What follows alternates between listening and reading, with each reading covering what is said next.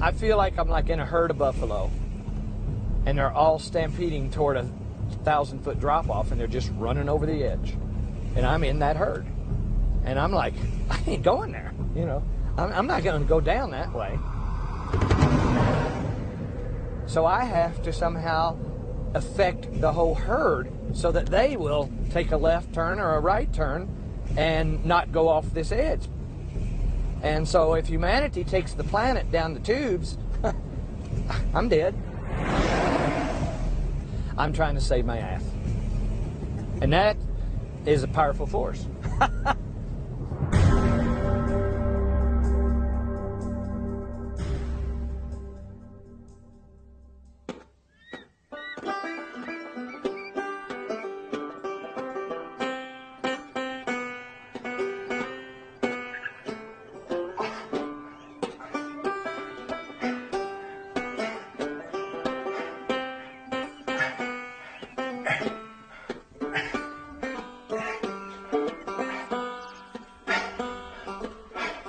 Wonderful, inventive, unique person who looks at life in a different way from most people. Yes, always full of ideas. In fact, when Mike becomes quiet, you know that there's an idea hatching. Ahead of his time, unusual, likes to do things his own way, stubborn.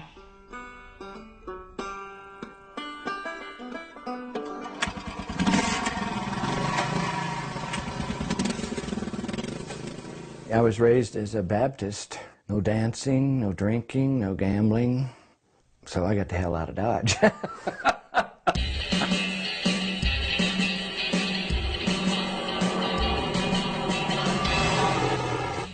I went to architectural school in the University of Cincinnati, took all the architectural courses, got my degree, and I began right then to think that architecture as it stood then was worthless. Had nothing to do with the planet. It had barely had anything to do with people and what they needed.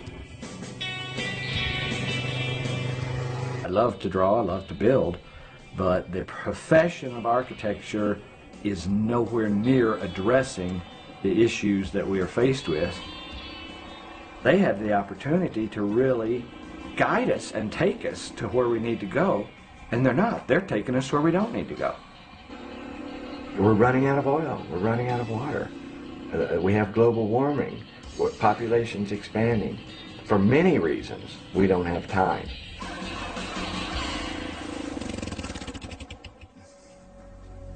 We need to be doing something now, tomorrow morning.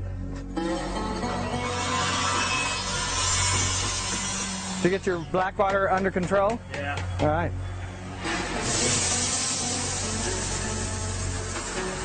Is that working like we wanted it to? Do like 3 in each of these tops. Yeah. The tops will be Instead of riveted one, together. but, yeah, I'm just trying to get the thing. I started all this thinking with quality of life in mind. We're talking about survival now.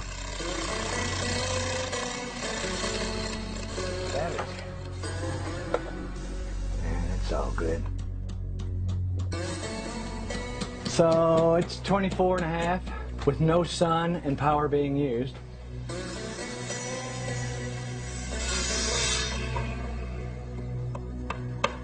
That's the final overflow that just goes to the septic of this. Yeah.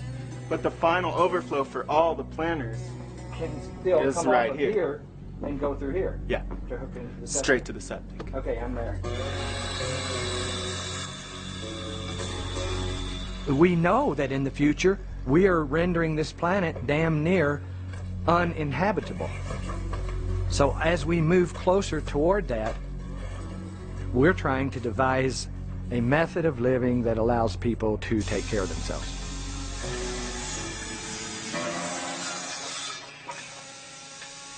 The Phoenix. There is nothing coming into this house. No power lines, no gas lines, no sewage lines going out, no water lines coming in, no energy being used. So we're sitting on 6,000 gallons of water, food growing, sewage internalized, 70-degree space year-round. What these kind of houses are doing is taking every aspect of your life and putting it into your own hands. A family of 4 could totally survive here without even going to the store. So that whole area is going to be food production, Yeah. with birds and insects flying around. Then out here is going to be goats and chickens and ducks. So this will be literally an Amazon jungle with 20-foot tall trees and little platforms up there where you can hang out with trees, birds, parrots, canaries, you know, bugs, bees, butterflies. It's a direction for humanity, really. I've been doing it for 30 years, and I think I'm starting to scratch the surface of what is available in this gold mine that we're starting to penetrate.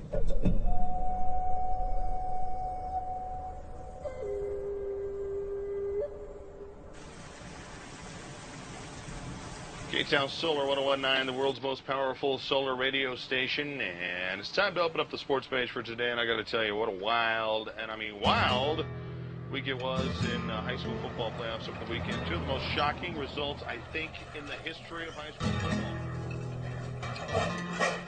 Mike's biggest obsession is work. Definitely work. And I wake up in the middle of the night to get a drink of water or something. There's Mike laying there, staring into space.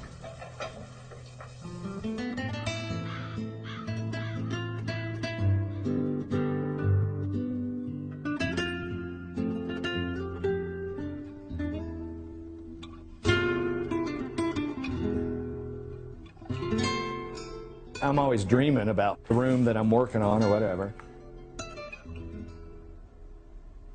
I was sleeping, I had a dream, and I just saw this seashell type shape that you would walk into. But then I took the sketch to Ted and told him, you know, I just dreamed this, Ted, and here's what I'm trying to get. And I made pictures and everything. And then we talked about how to do it, and then Ted made it happen. And I take my dreams to them, and they make my dreams happen. And then it becomes their dreams too.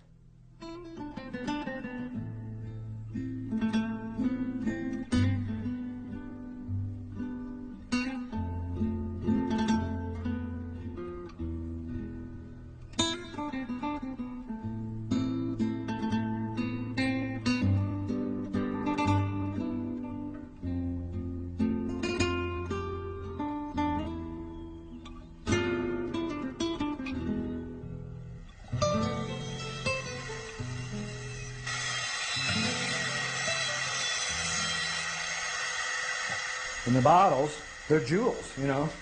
This is garbage. And it comes out like stained glass jewels.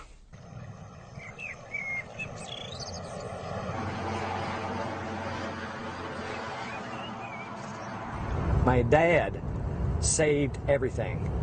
Mayonnaise jars, milk cartons, keys. He saved everything in the basement. And you go down there, and every mayonnaise jar that we had ever used was down there.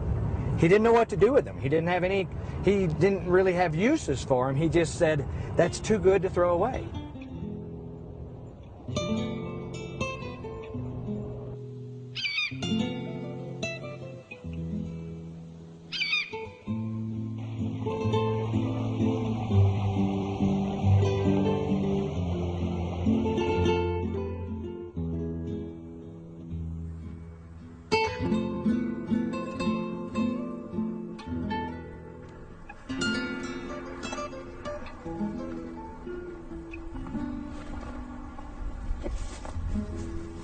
This is the first house built out of beer cans. It's called the thumb house because it looks like a thumb. See, it's actually in as good a repair as any of the ones after it. But see, there you can see, there's still, you know, that's the beer can building blocks right there. We made houses with bricks in my world. So I made a brick out of cans, wired together with little pieces of foil for reflectors. I built 2 or 3 houses this way and went on to just using cans by themselves.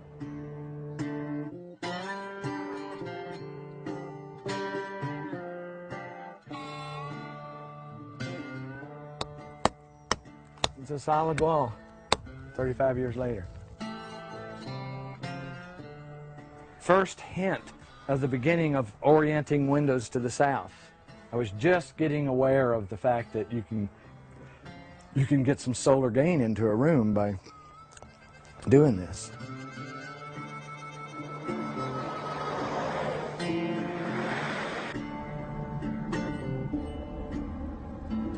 From doing what I've been doing as long as I have and seeing that cities are real close to dying or falling apart because of all the infrastructure failing, and they're just dangerous areas of chaos that can't support themselves any longer. So I see them getting abandoned, and I see beyond that people going back to the cities just to mine out the goods.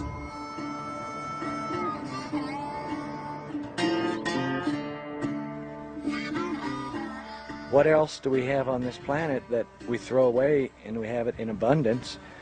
Tires. Tires were resilient and thermal and super strong and didn't take cement, and you know, you can build a whole tire wall with dirt and a shovel and tires. He's totally obsessed. He's very one-pointed, very single-minded, and yeah, he has very strong focus for certain things. And we beat the earth into the tires with sledgehammers, and it was really tight. It was like a compacted 90% brick. In the early 70s, they're talking about solar and trying to store thermal mass in houses, and I'm getting a bit of a consciousness of thermal mass. Beating dirt into tires was mass. Mass holds temperature. And I'm like, oh my God, this thermal mass thing is intense. I mean, it's like, man, it's powerful.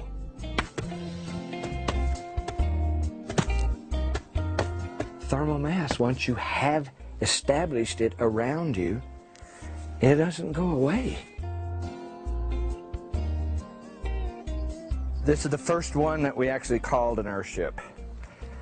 I needed a house because I was just getting married to Chris, and here it is 20 years later, and we still live in it because it works.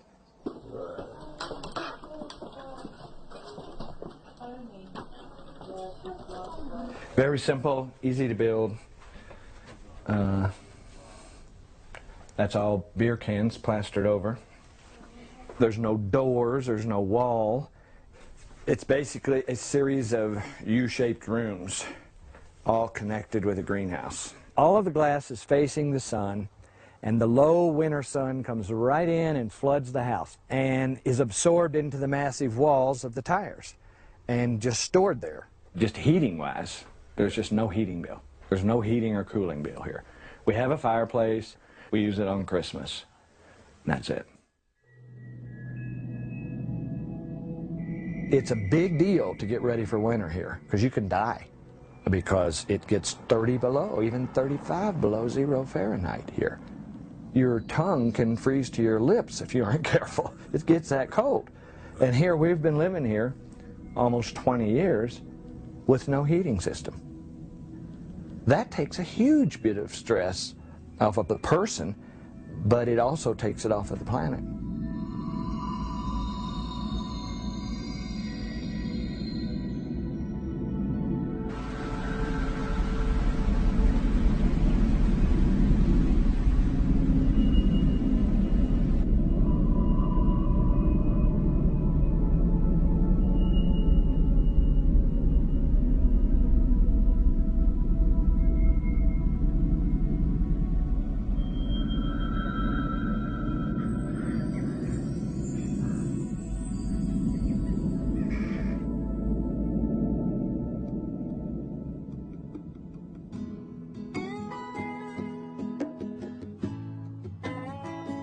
This is a compound that we started working on 30 years ago.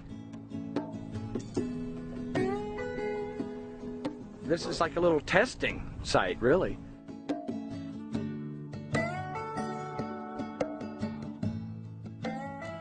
This whole decade of work here was just evolution.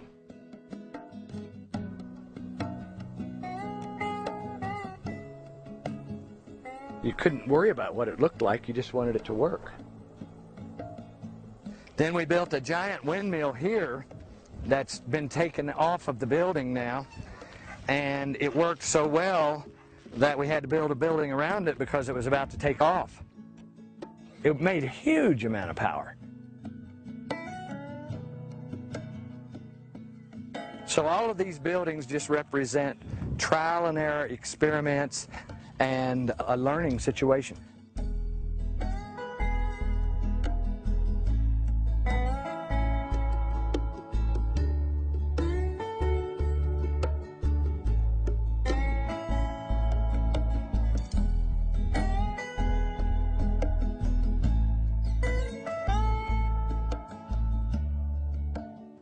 That's the first building right there.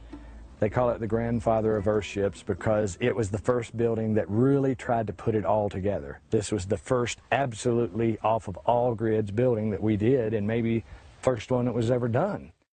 I mean, it's definitely a wild shape, made to go up and get the wind. This was the first place where I put wind, solar, greenhouse, garbage building, everything together in one building, and this is what it ended up looking like. Everything was intense. Everything about what we were doing and the buildings and the life was just like absolutely striking intense the whole time. People would come out here and they'd never want to leave. It was a time of magic, that's what I can say. Living in that building, I mean, this is like 25 years ago. I had my own power. I had food growing. I didn't need heat. I was like, Jesus Christ, man. I am free. I am absolutely free.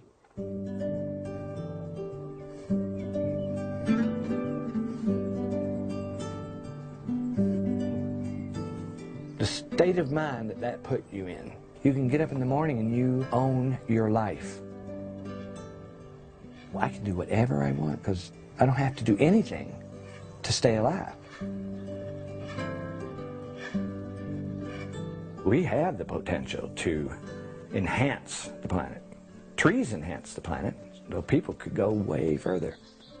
I can see the earth glowing like a sun just from what people do to it, just making the earth sing like music rather than shit floating in rivers and chemicals in the air and stuff like that.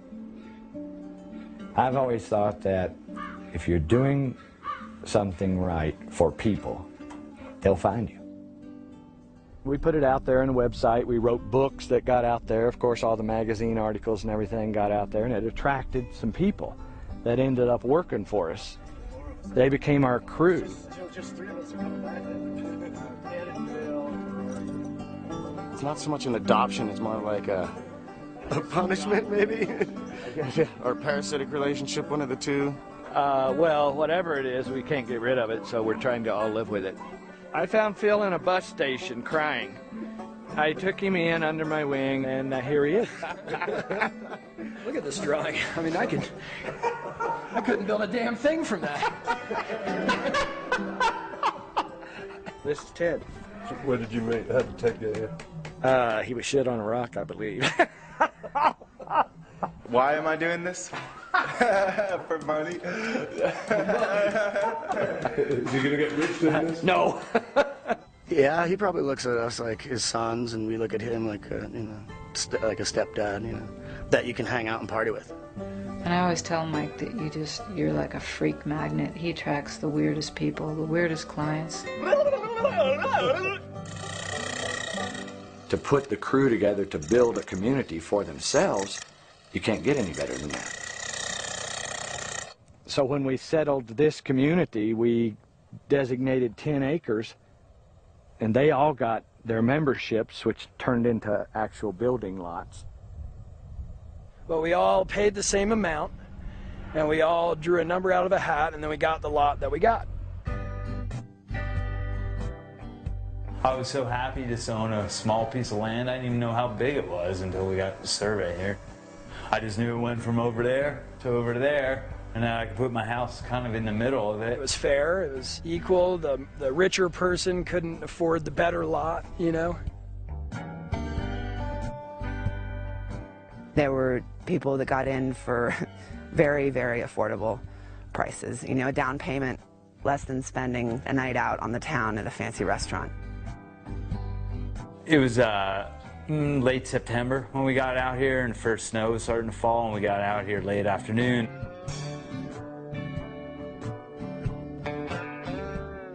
Yeah, I was trained as an architect and then graduated and chose to live in a dirt hole and build a house around myself.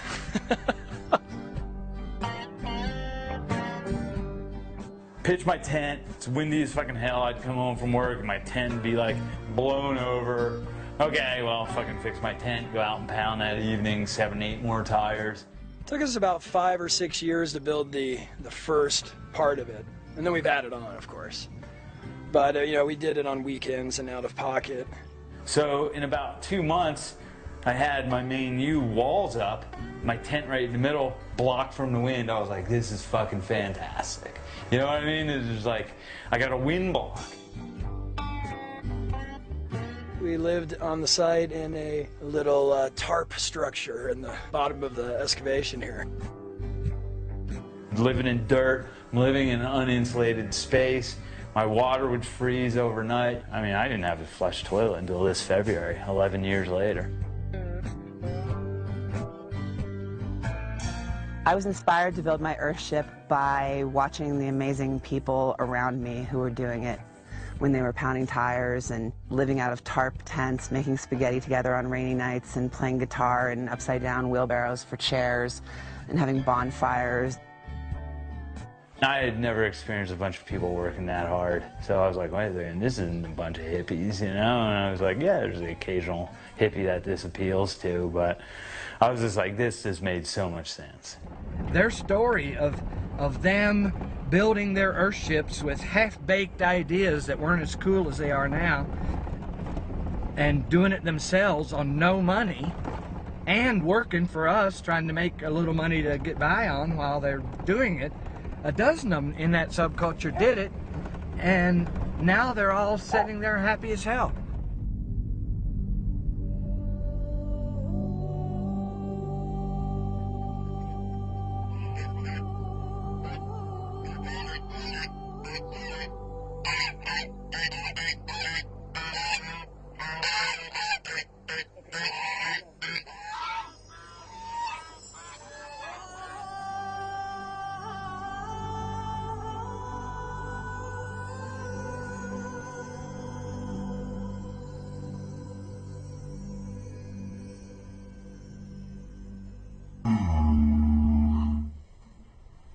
I was gonna say because we have spiders in our house. She doesn't know the difference between this house and a conventional home like that I grew up in. But it's just part of her that the house takes care of her and supplies power and heats itself and has plants that provide food and and the water comes from the roof. She knows all that, And she thinks that's the way it is, and that's the way everyone needs to think.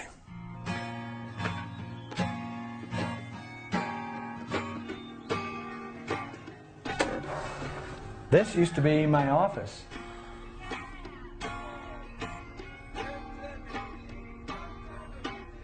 It's really probably about 30 years old.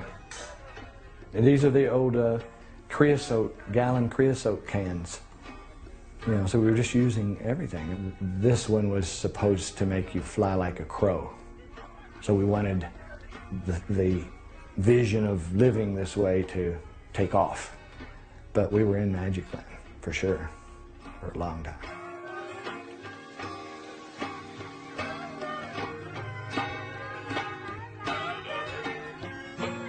Somebody's got to be outfield. We can take player negotiations. You know, the crew always becomes like a family, and we would work together for 4, 5, 6 years, and then another group, you know, they'd fade out and others would come in. Here in the last decade, though, these people ain't going away. You know, the people that are with me now, they've been here 10 years. They say this is their life, and this is my life, and so they're beyond family. We're here for the duration.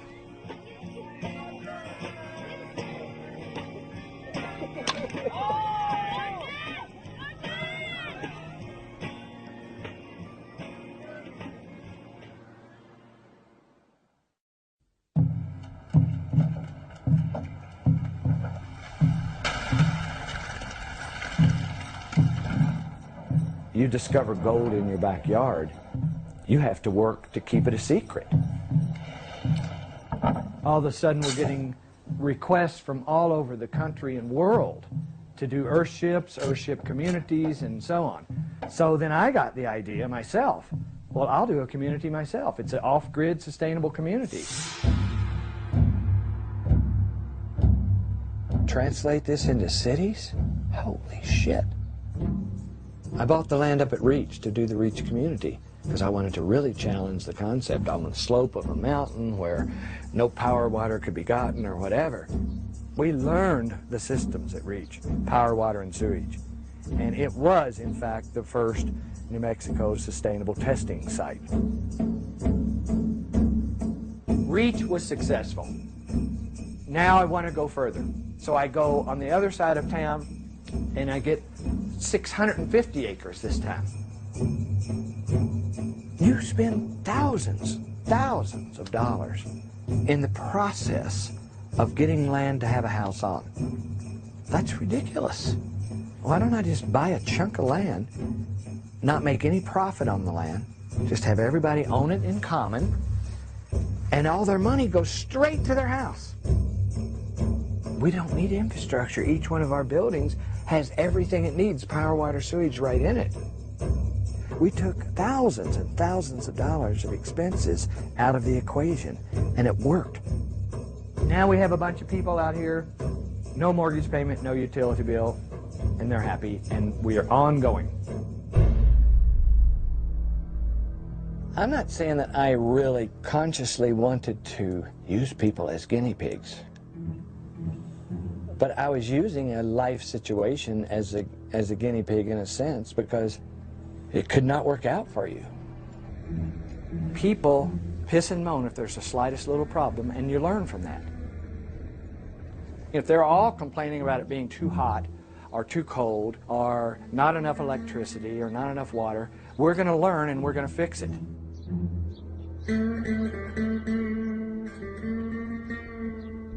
Well, this was the one where I had the 2-story greenhouse.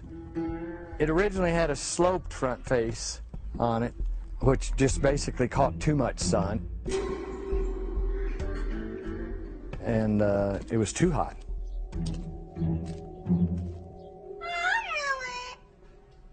No, we had ventilation and everything, but the sun, just the direct winter sun coming in at a slope 2 stories high, was just too much.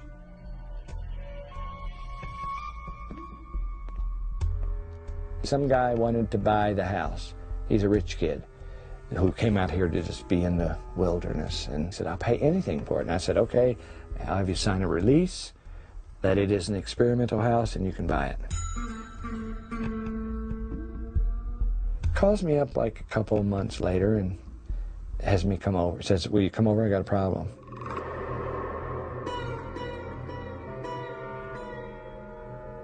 And he took me in his kitchen, and he is a writer. And he had an heirloom typewriter out on the kitchen table working. And the typewriter was melting. The plastic was running.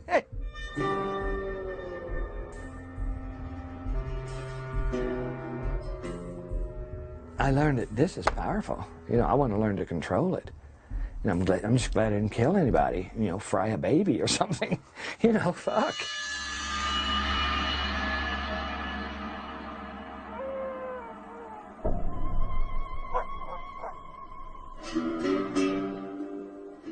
It takes clients to develop ideas in building.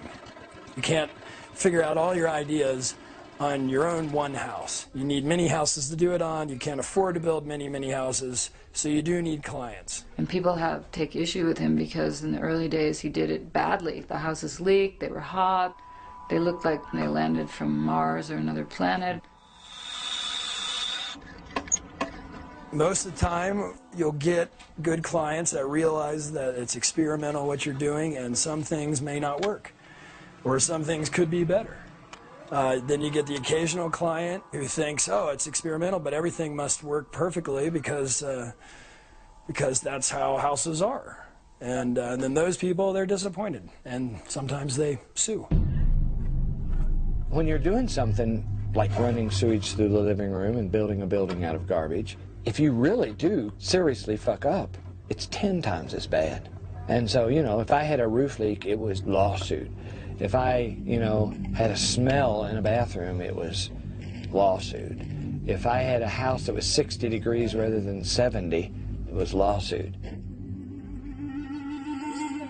The powers that be in the architecture world and in the planning world, you know, they just can't see any other way than the way they've got established. And that's how the board of architects basically crammed down his throat that no, there's only one way to do an architectural contract, and this is it. And if you can't do that, then you can't be an architect.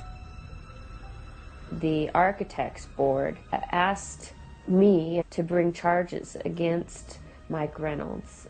So everything that he was doing fell outside the scope of what New Mexico would consider legal construction. She said, basically, they're going to nitpick you to death for the rest of your life because of what you're doing. Standardized design and construction is so important because it means safety. I was breaking rules and laws right and left. There's no question about it. It's not just the design, but it was actually the building of these earthships that was a problem. Which, granted, he wasn't playing by the fucking rules. Rules are made to be broken. I was twisting the law to try to get sustainable housing out there, folks. The worst outcome that could have ever been for Mike was he'd lose his license, and he did.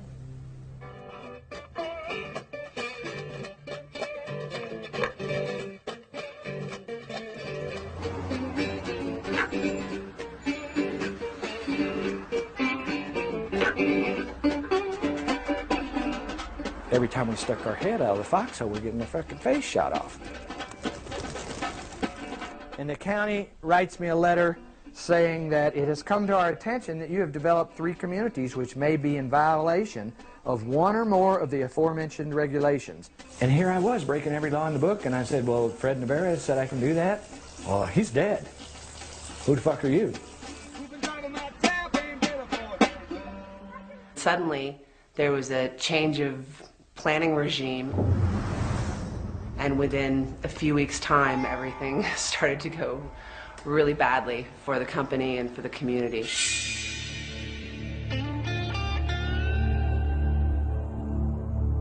They had a big notebook like this thick, even thicker than this, Reynolds subdivision violations. Subdivision law stated that to convey property, you have to have power, water, sewage. You have to have everybody owning their specific piece of land. You have to prove that you can provide all these utilities to it. You have to put in roads. You have to do all of these super expensive things to qualify as a subdivision. When I was hired to be planning director in 1995, that was one of the first charges they gave me, was to make sure that everybody lived by the same rules. They didn't put any roadways in. There's no service, no water. They didn't put anything in. And the state legislature at that time just said, okay, enough is enough. We filed 5 subdivision actions at the same time. He came out with his code enforcers with guns on. I mean, they shut us down.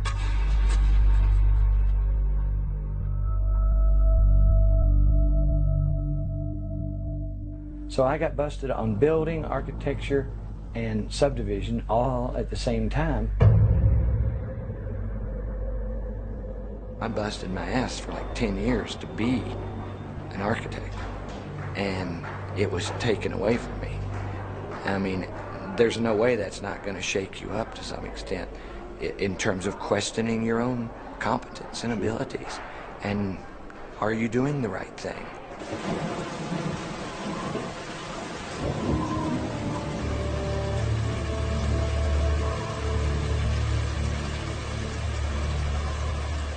We fired the crews and we're down to 2 or 3 people. And job sites were shut down, and people that were waiting to build, their permits were denied even though the county had already cashed their checks.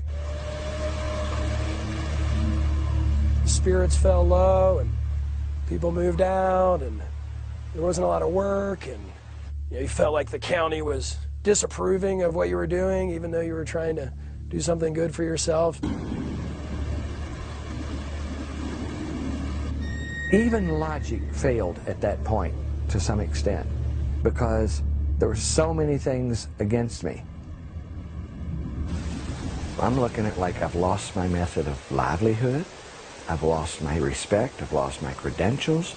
Basically, I had lost everything. What do I do? When people ask you what your heroes are or who your people that influenced you or impressed you, one of the first ones I ever say is Noah, of course. He built a boat, a wooden boat, giant wooden boat out in the middle of the desert, and there was no sea around, and he was building a boat, and they were calling him a fool. But he saw something coming.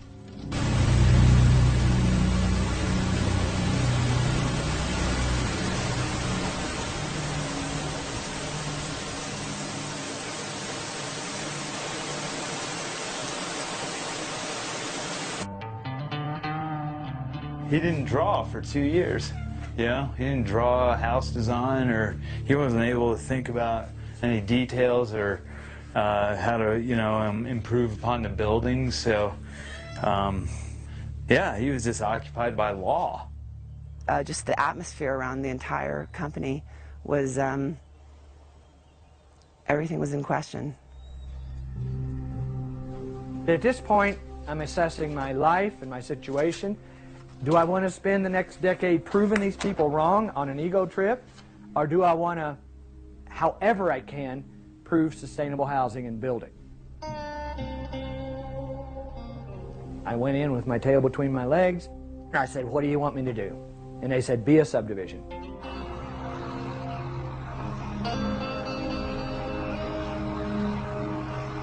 to make the Greater World a legal subdivision, Mike had to develop it in phases and then have the county come in and inspect every phase. This is the application for phase 3 and 4 to be a subdivision.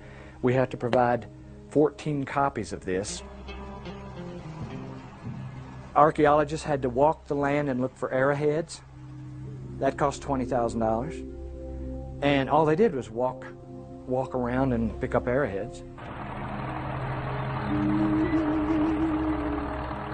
Engineers had to engineer the terrain and make diagrams and drawings that nobody ever uses.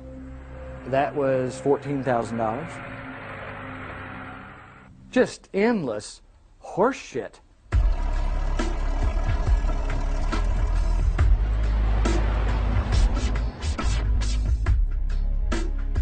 We have a person who could not see any bigger than the rule book. And I think that's the issue that we have before us right now on this planet. We got lots of people that can't see any bigger than the rule book. And beyond the rule book is global warming. The amount of expense and time, I mean, it was years of his life and other people's. It took us 7 years to completely get the entire development open again. Yes. Yes. What up, Mike? Hubba, hubba, hubba.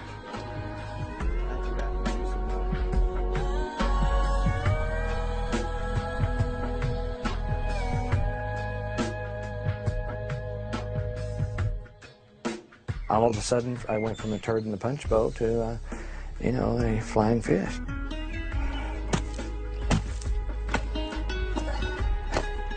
They now see him as a shining example of how to create a subdivision in Taos County. Jumped through all the hoops and became a legal subdivision, selling acres of land and lots and building a repetitive little generic house.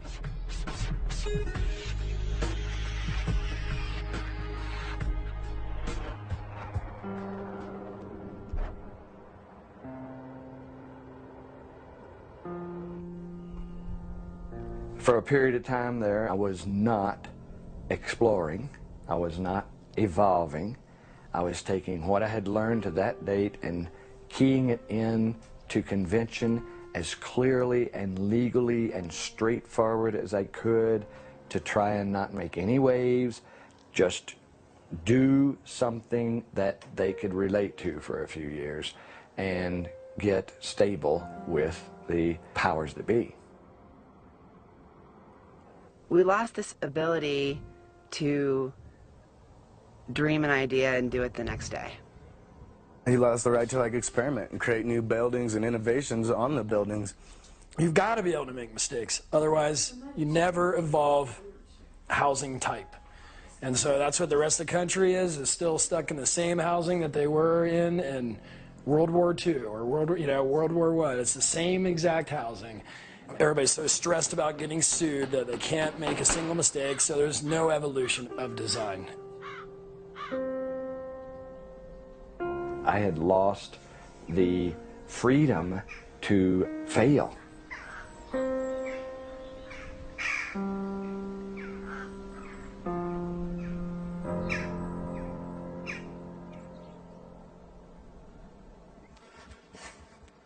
We're facing a future where we're really going to, on an individual basis, going to have to take care of ourselves.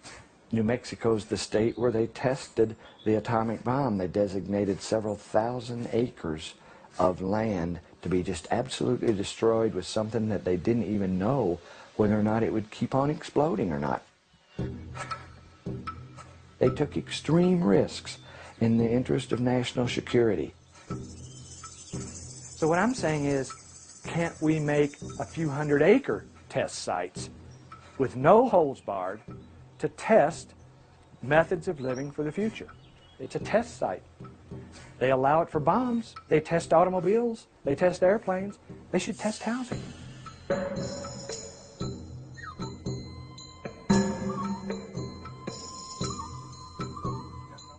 At this point, then, I began to realize that we needed a change in law and legislation to open the door for these kind of things to emerge.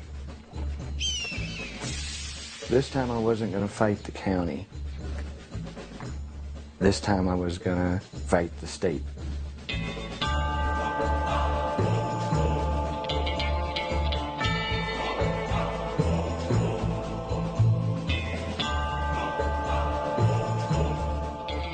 Sometimes to fight the system, you have to get into it, and be part of the system.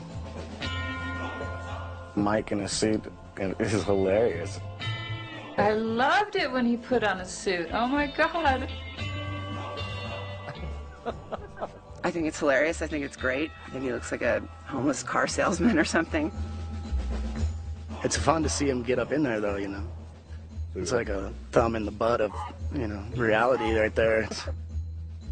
I'm not a screaming, flaming hippie trying to badmouth the existing system. I am a part of the system. I have become a Trojan horse. I have infiltrated the system. I am the system now. Okay, Senator. What was that horse shit you were just saying there? Don't be talking to me that way. I've crawled up their asshole, and I'm going to change them from the bloodstream.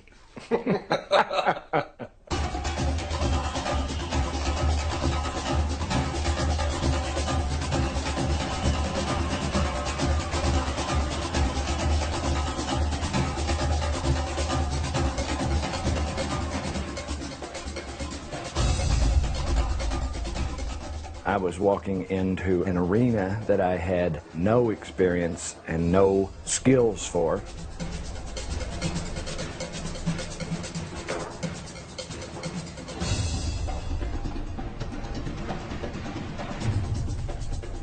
It's an extreme bill. It's an extreme thing to give citizens the right to step outside the law for 5 or 10 years. But outside the law is the place where the information lies. And I'm just saying, let us go get it.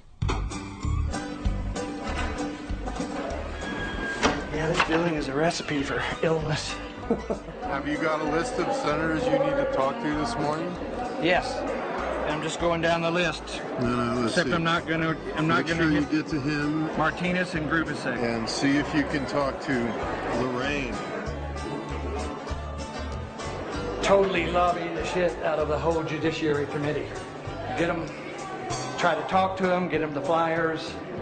You really have to demonstrate to everybody that you're working within the system, that you're not coming from outside the system.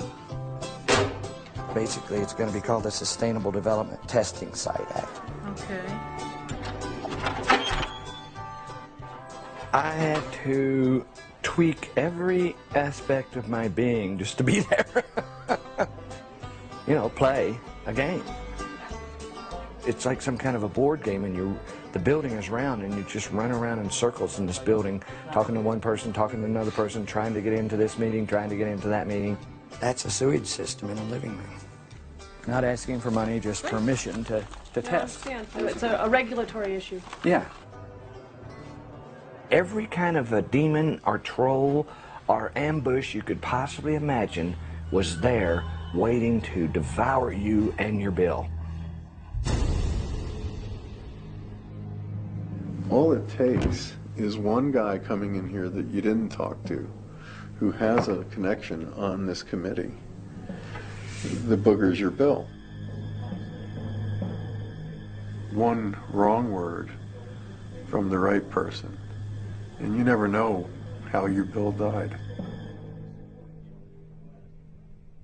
We take this technology all over the world, and in every country, the same problem exists. How do we permit this? This is too unusual. We're asking for what we call test sites.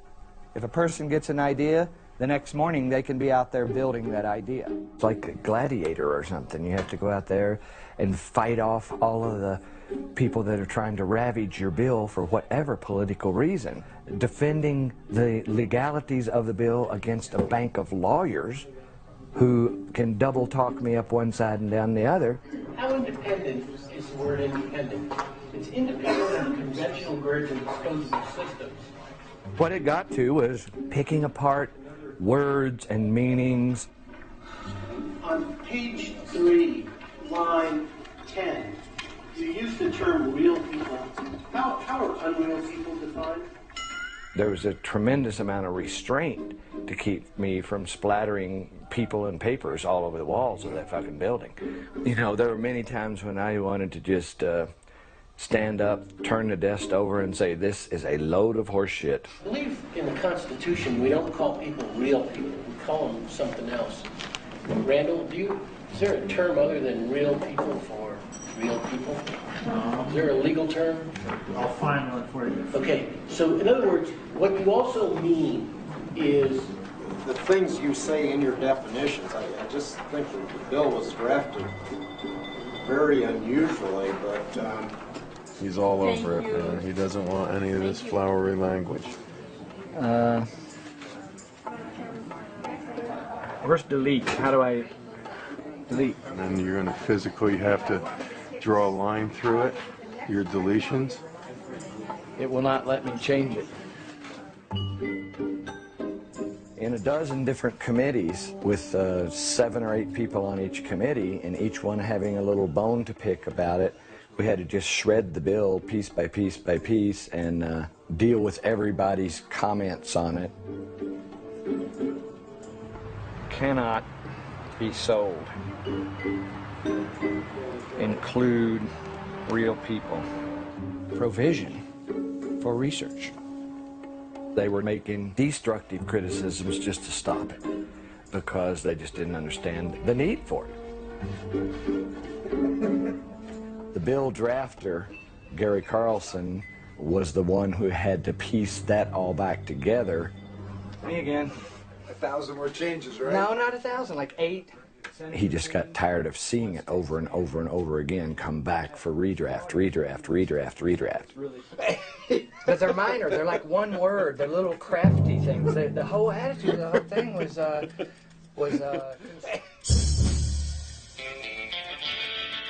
We haven't even begun to think of the ideas, but nobody's going to unless they have a forum in which to do it. What other ideas are out there that you're thinking that would be viable that haven't been tried or tested? They were just trying to get their brains around this bill, so I had to like pull answers out of my ass, really. Building a building out of water. Building a building out of contained water. There are other ideas out there. I don't know what the fuck they are, but they're out there, and we want this bill to allow us to find them. Everybody's got an agenda. And so when you talk about going through that many committees with that many people and all their different agendas and all the different politics involved, this process was laughable. America has the safest, cleanest housing in the world. My concerns relate to really life safety and health issues. I'm not sure how you can exempt them from some rules and regulations and then say at the same time they're not being violated.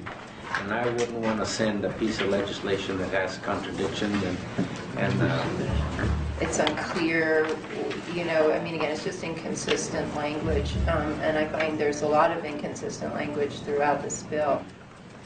I have a substitute motion to table, which is not debatable.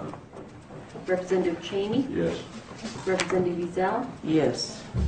Representative Foley? Yes, ma'am. Ridiculous amount of human energy mustered and wasted and pissed away to get a teeniest little thing done. 63, bill has been tabled. Tabled with 4 days left in the session is a death sentence for the bill. We were out of time.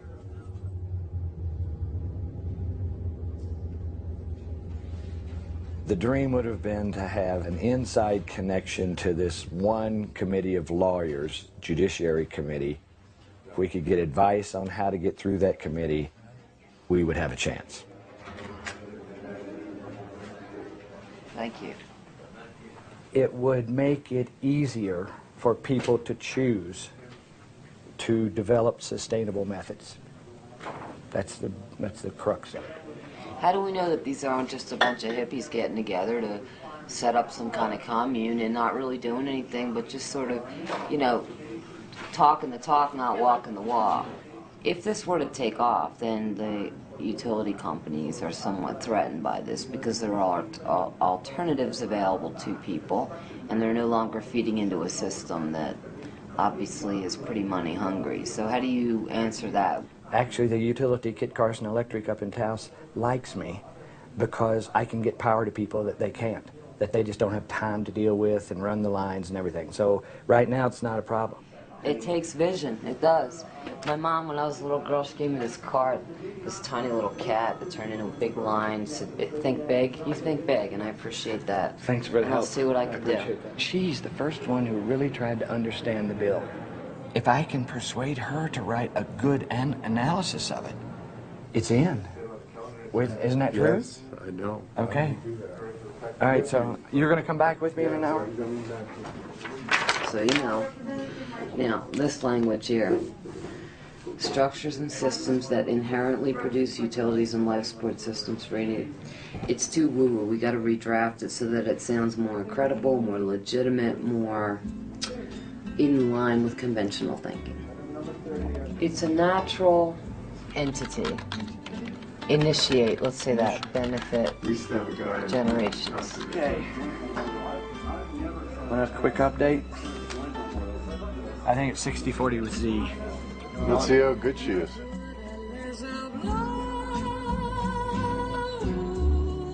She knows where the power is. She doesn't have it. She steers it and directs it.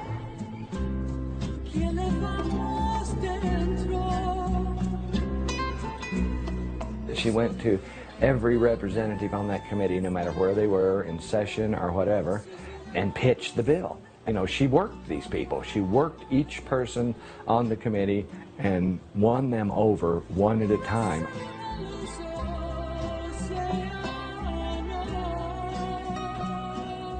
This is the telltale thing right here. If she comes out with it pulled, we're in. And if she comes out with it not pulled, we're out.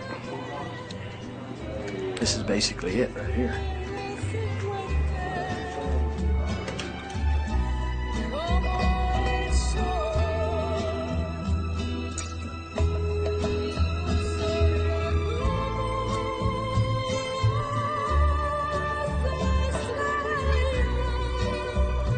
Now we got Mimi, we got Gail, we got Al Park, and Balderas was there too. They talked to Balderas.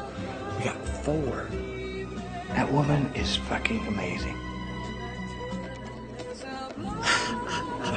Hubba hubba. We got it. We got it. Huh? Tired now. Oh yeah. It's pretty good too, 9 to. Got out of judiciary 9 to 2. It might just make it. There's not any obstacle left. There's just time now. We were 3rd on the list, on the schedule. We made it to the floor, ready for the vote. Madam Speaker, I asked him a question, and there's a difference between yielding the floor and asking a question. You said you would yield to the gentleman from McKinley, and we are waiting for his response. Madam Speaker, we want to call the House, please. State Police, will you please lock the doors? We asked for a roll call, Mr. Speaker. You got the roll call. Mr. Speaker, we want to call the House, please. Call the House. Sergeant at Arms, get Youngberg. Will you please lock the doors?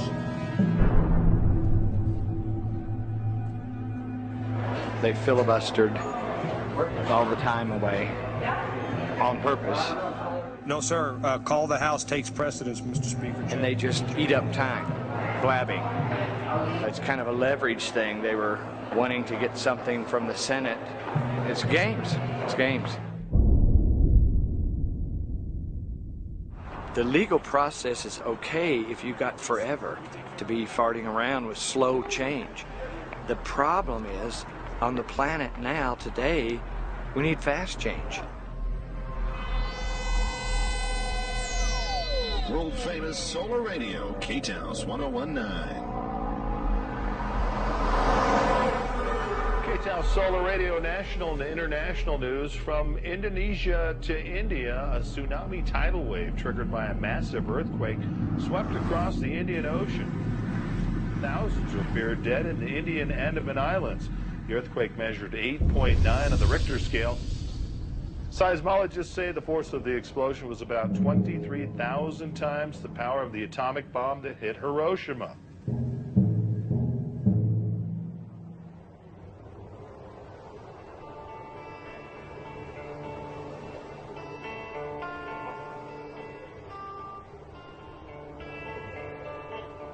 group of architects from the island group of Nicobar, which is right in the center of where it happened, asked, could we do anything?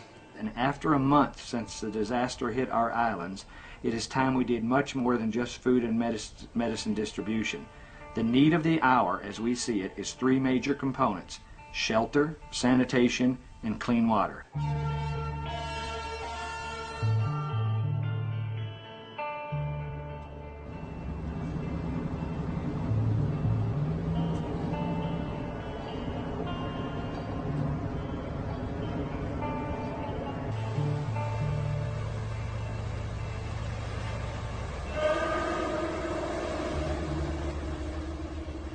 You see it as you approach from the boat, the tree line where the wave crashed through, and you just see everything crushed and washed away and devastation everywhere, and it was brutal.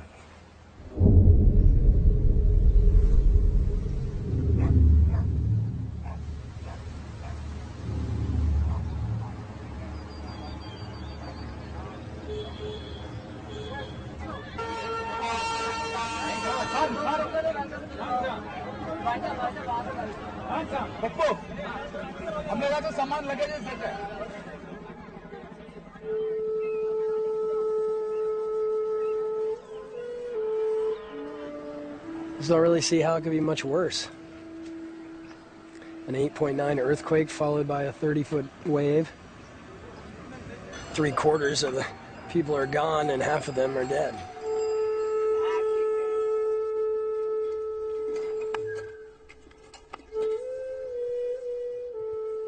God played a game for half and 1 hour.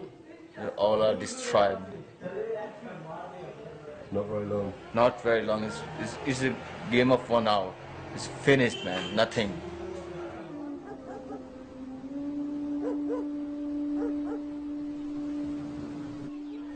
And after disaster, nothing, man. Only for dead bodies inside the roads and buildings. Only dead bodies for child and women, girls. It's like a bomb hit. Holy shit. Concrete is shattered.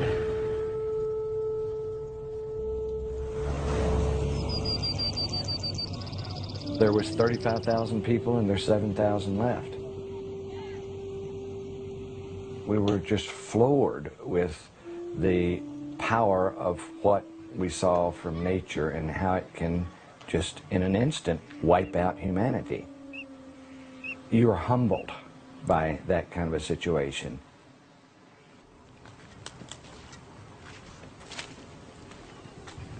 This is my house. That's your house? Yeah. Only this place alive, only is myself, I think, right now. I'm here. Wow. So you've lost a lot of friends? Yeah, a lot of, all our friends are gone. They're all gone? Yeah. All. Yeah.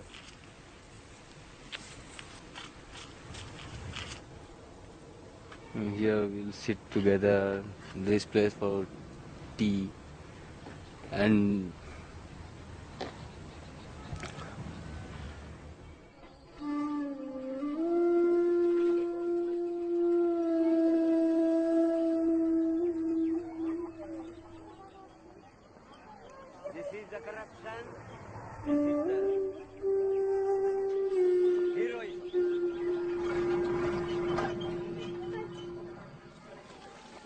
all rooms are like this. Just see this room, the same room. How can live a family in this room without bathroom or without this small space backside or front side? This is the matter, nothing more. 4 or 5, 6, 7 family members are living in this room. Yeah, I also got like this room, but I am sleeping in the road. How I sleep here? Much better than the public road. I don't know who designed or figured this out, but it's not with people in mind. It's not sensible. It's a joke. This is not a solution. This is a mess.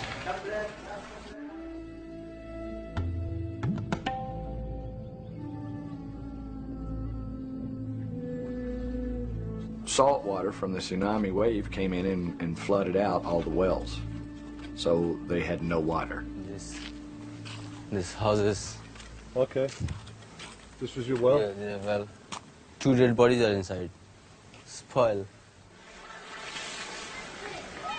The government is hauling water for them in trucks using gasoline. They're totally vulnerable, dependent creatures now. They lost everything. They basically have to start all over again from scratch. When there's an absolute breakdown of everything, then new ideas are clutched to like a lifesaver. You know, right now they want thinkers, they want planners, they want people to do something. It's like, do something, guys, it's crisis.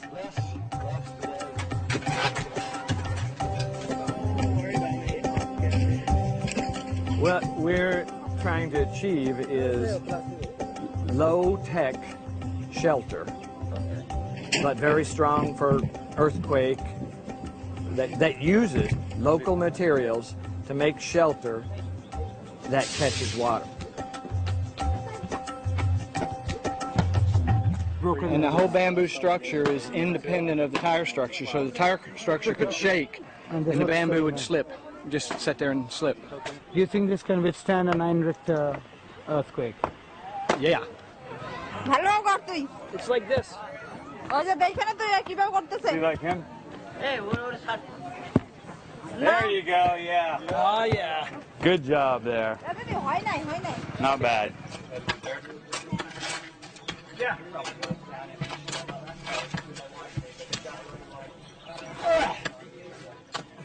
We've seen a lot of people that have lost everything, and they're resilient. They wholeheartedly jumped on the fact that this may be a way to keep them cool and give them shelter and give them water and treat sewage. There was no barriers. You go to a situation that's been devastated, the barriers are gone. She's great, man. She keeps Phil and I fed with cement fast enough. Fully impressed, man. I'd take them all home with me.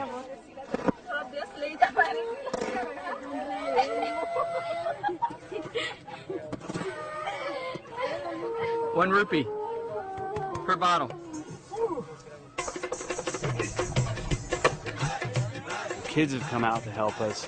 Locals have come out to help us, and they're catching on. They're excited about what we're doing.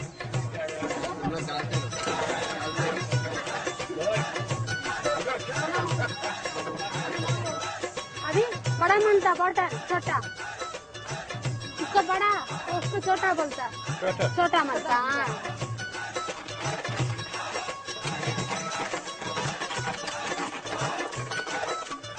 We got the locals making the bricks, and they're doing pretty good. दूसरे इसमें try करो बाबा जी ठीक है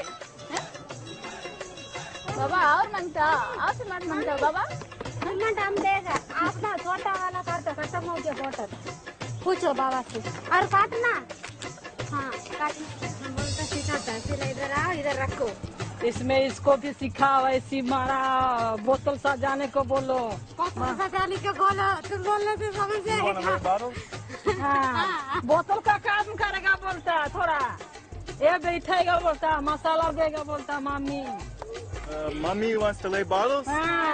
Go ahead.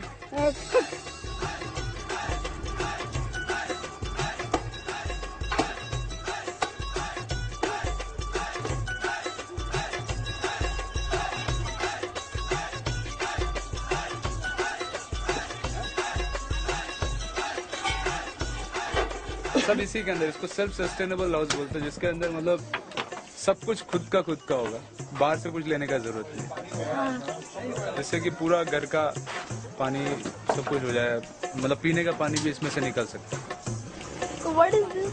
It's a vent to draw air through under the floor, and it'll run over the water, like because the water will be under there, and the water temperature will cool the air, so the air goes up through the house and keeps the house cool.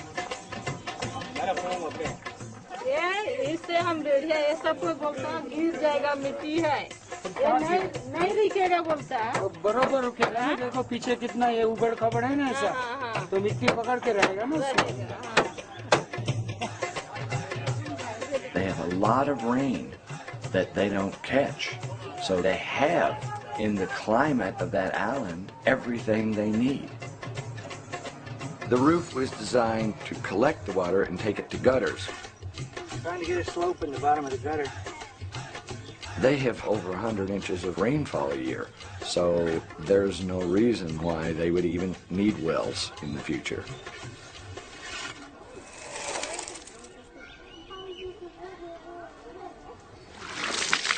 Hubba.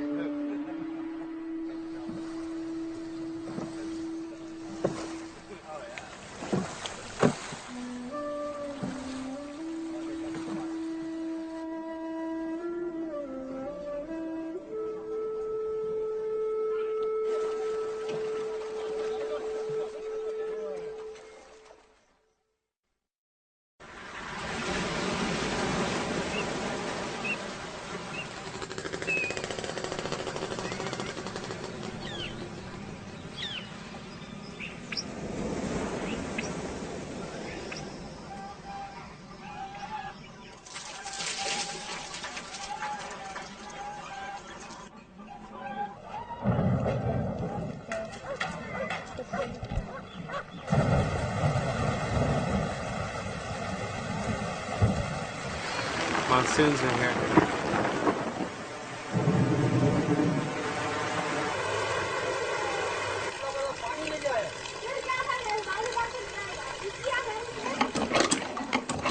Are we catching water, Mike? All right, so it catches water. About 10,000 liters of water stored. Yeah. No need for a well. No need for a well, absolutely. That's cool, isn't it? It's a lot of water. So it's like two umbrellas. Stops the sun from heating the second roof. Here it doesn't take 2 or 3 sentences to these engineers to say, look, we can build out of plastic bottles, we can build out of glass bottles, we can build out of tires. They get very excited. Tell him we might make some real easy to follow, step-by-step drawings of how to do it. It was great. It was fantastic to see something happen in 14 days when in 3 years it still couldn't happen in a developed country. Okay, Michael. Hey. Thank you. As opposed to a building that is flat. The force of the tsunami is hitting it full on. When it's round, it's split. Purely using the local material. The worn-out tires, used bottles, empty bottles, big bottles, round bottles, and the used splash bottles, plastic bottles. We gotta like beg on our hands and knees to build these in America, and here they're loving it and wanting us to do it.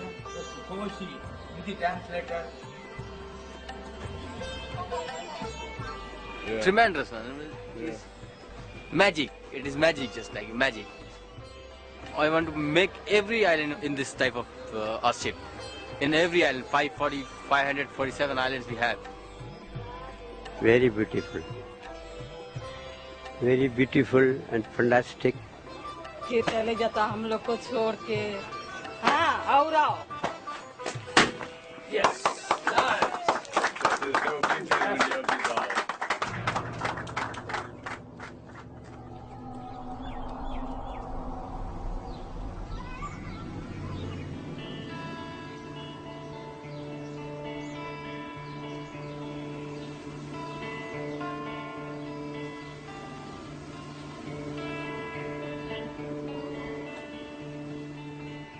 when you see how open people are immediately after a disaster, there's a real difference in the people and the opportunity here and the people and the opportunity in the West. It's almost like a disaster has to happen to cause the rest of the world to start preparing. And then it'll probably be too late. Nature can absolutely wipe out people.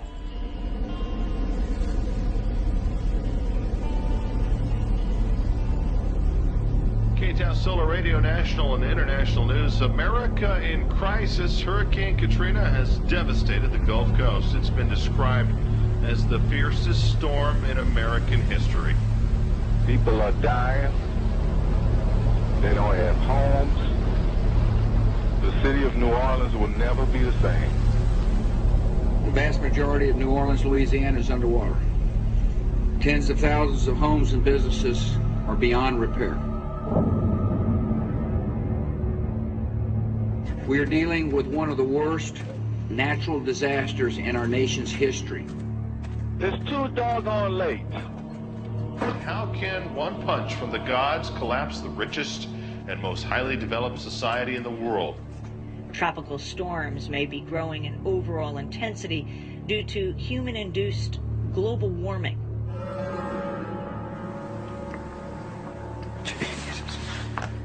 All of a sudden, the storm is not a storm. It's the end of days. I was almost getting casual, and there's no hope for that now. There's no way to get casual. It's like an emergency.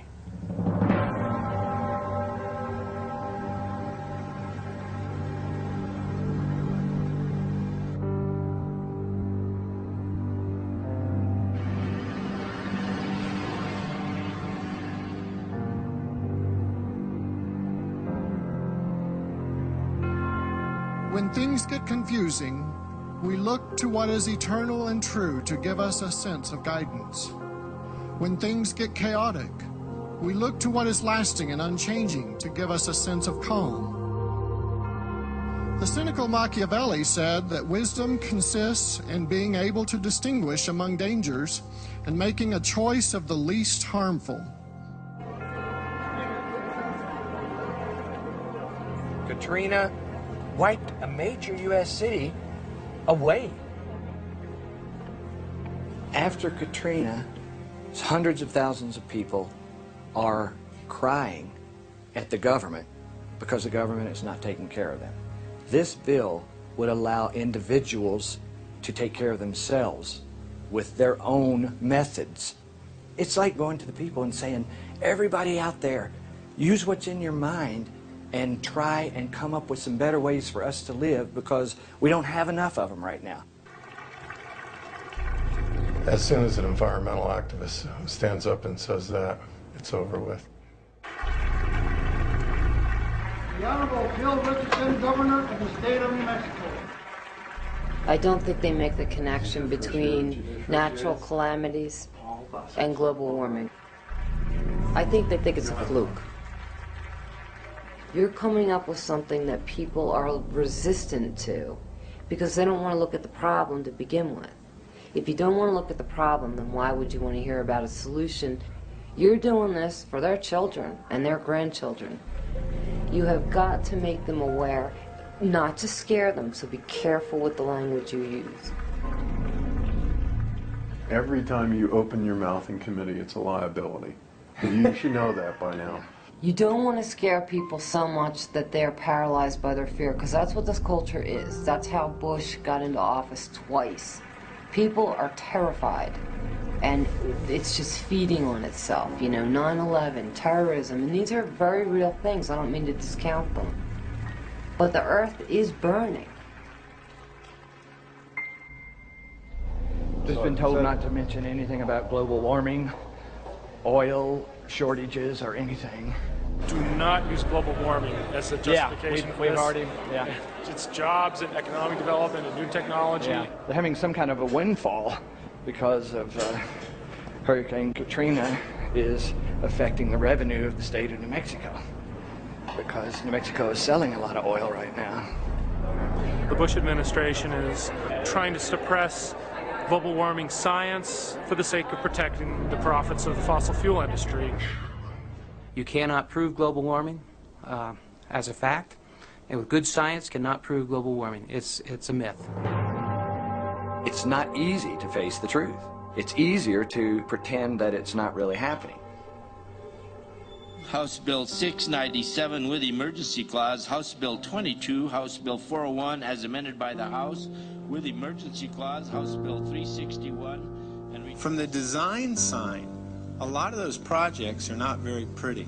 As a matter of fact, a couple I've seen are downright ugly. This type of housing is not unique or new to New Mexico. I think it leaves way too much vagueness. How does this mesh with the Subdivision Act? It's not a cash project. Research is expensive. Research costs money. We're not trying to make money. It is passed. House Bill 42 as amended by the House, House Bill 266 as amended by the House, House Bill 240, House Bill 196. I often take years to pass bills. You know, you work at it, and then the next time it's a little bit better. 3 years is actually a pretty short time to get a major law through.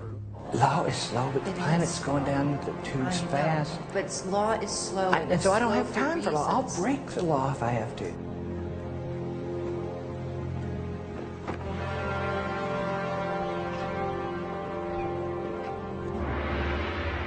Politics does slowly grind things out.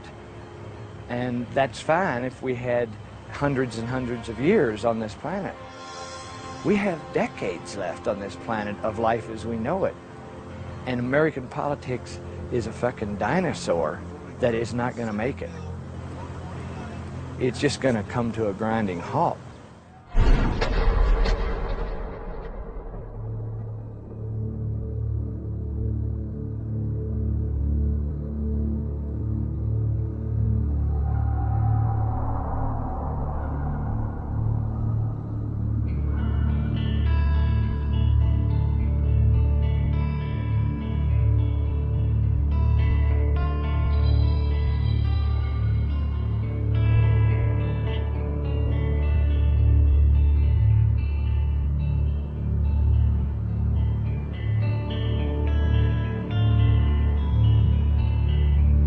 This vote is about to close.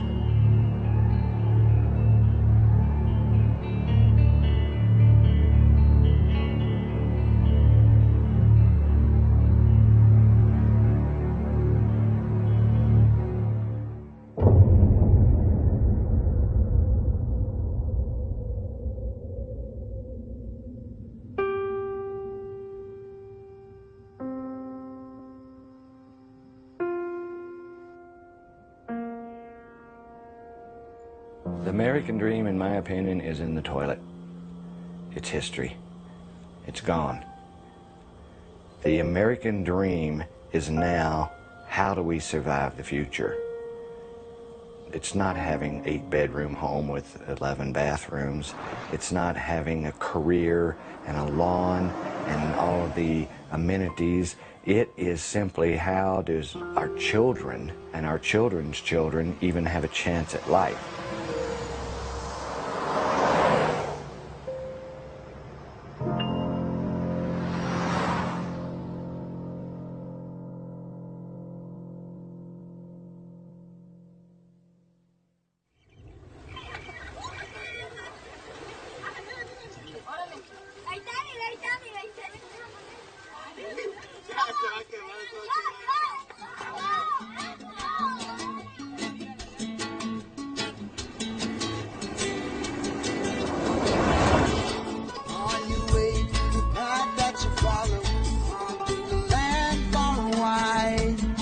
Searching for sweet inspiration, feeling right.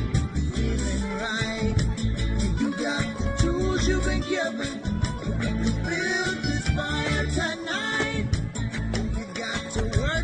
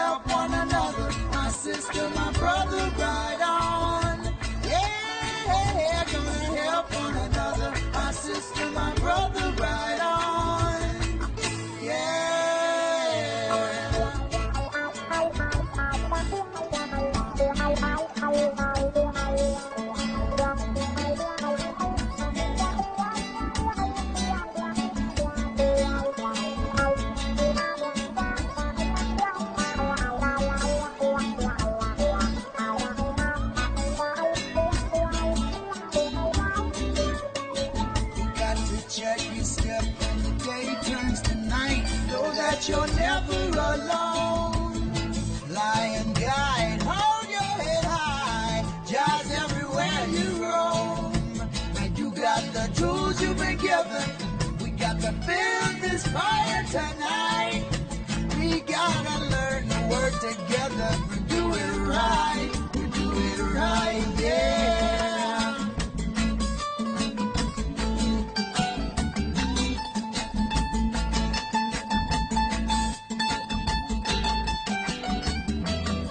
Yeah, it's not an easy road, they've been telling me, but I know that it's the only road that I know.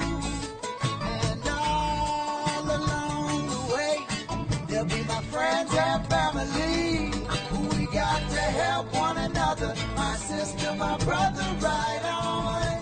Yeah, gonna help one another, my sister, my brother, right on. Yeah, we gotta help one another, my sister, my brother, right on.